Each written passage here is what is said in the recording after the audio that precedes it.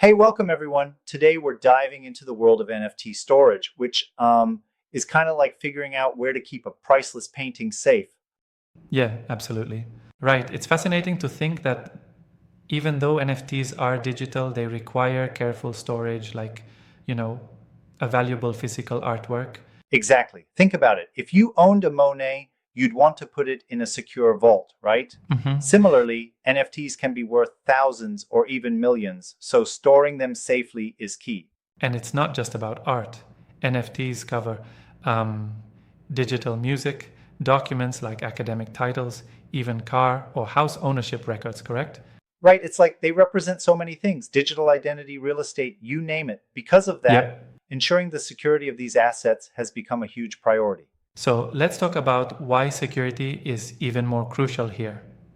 NFTs are, by their nature, stored on the blockchain, but if you leave them on a platform or exchange, they're at risk for hacks, right? Absolutely. Right. The phrase, not your keys, not your crypto, applies here.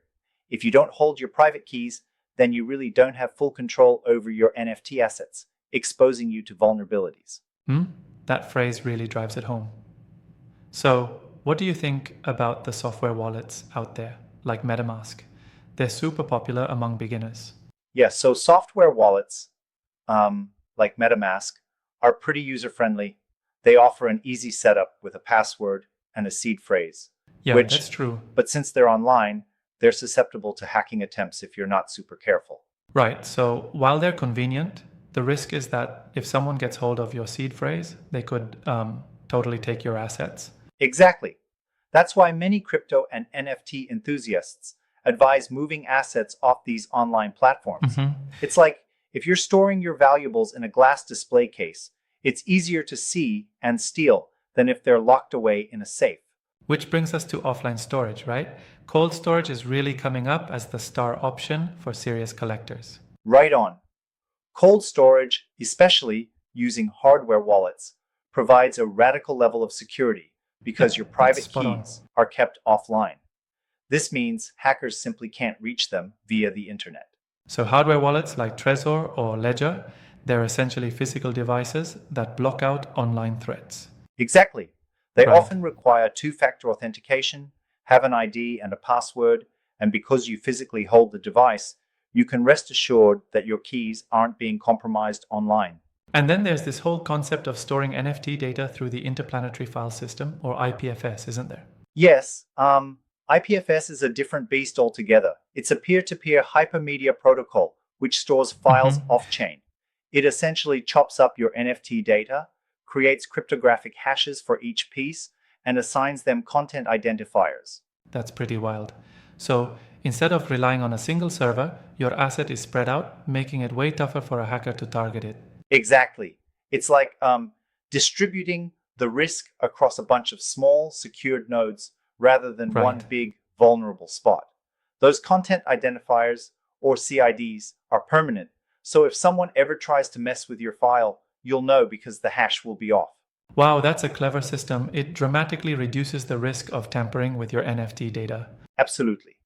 And beyond that, there are solutions combining IPFS with wallet technology, like Pinata, that cater specifically to NFT Yes, indeed. storage.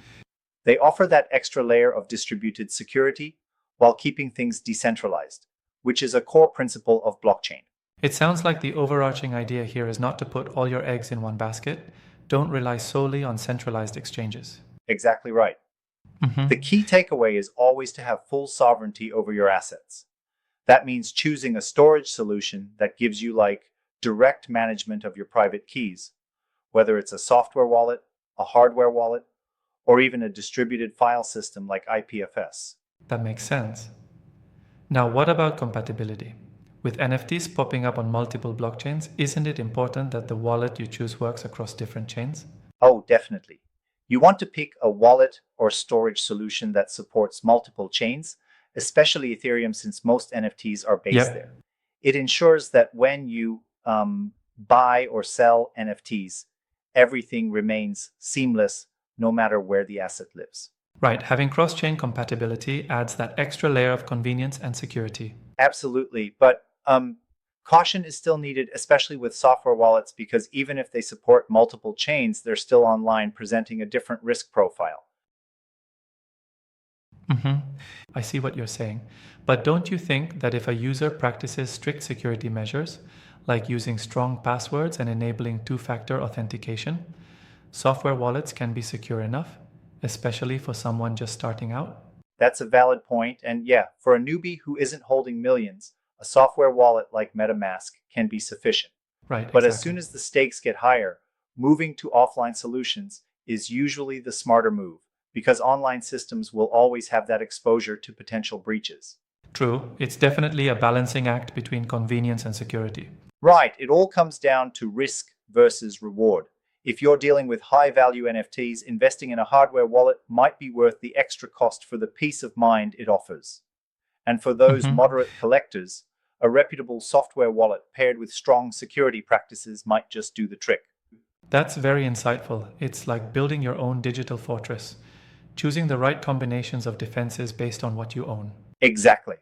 And also, let's not forget that there have been cases where hackers exploited poor security on NFT platforms. For example, a hack on Nifty Gateway highlighted how important two-factor authentication is. Yep, indeed. Which reminds me, the idea is not to solely depend on the platform's security, but to take proactive measures yourself. Correct? Spot on. It's like you wouldn't lock your expensive jewelry in a drawer, right? You'd use a safe or even a vault. So, you make sure your digital assets get similar treatment by keeping your private keys offline. That analogy really nails it.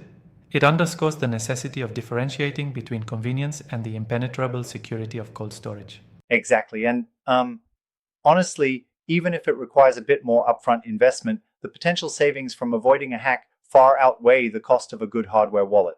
Right. And it's interesting to notice how this digital storage paradigm isn't just about art, but essentially managing any high value digital document or asset safely. Absolutely. It's a fundamental shift in asset management. Whether it's art, real estate records, or even a tweet sold for millions, having robust and secure storage is paramount. So, in summary, it all boils down to assessing your asset value, balancing convenience with security, and choosing a storage method, be it a software wallet, a decentralized system like IPFS, or a cold storage hardware wallet that fits your needs. Right. And always remember that proactive security measures like holding your own keys are your best defense. Thanks for this engaging chat. It's been really illuminating to break down these core ideas. Indeed, it's a must-know topic for anyone entering the NFT space. Absolutely. Until next time, stay safe and keep your digital treasures secure.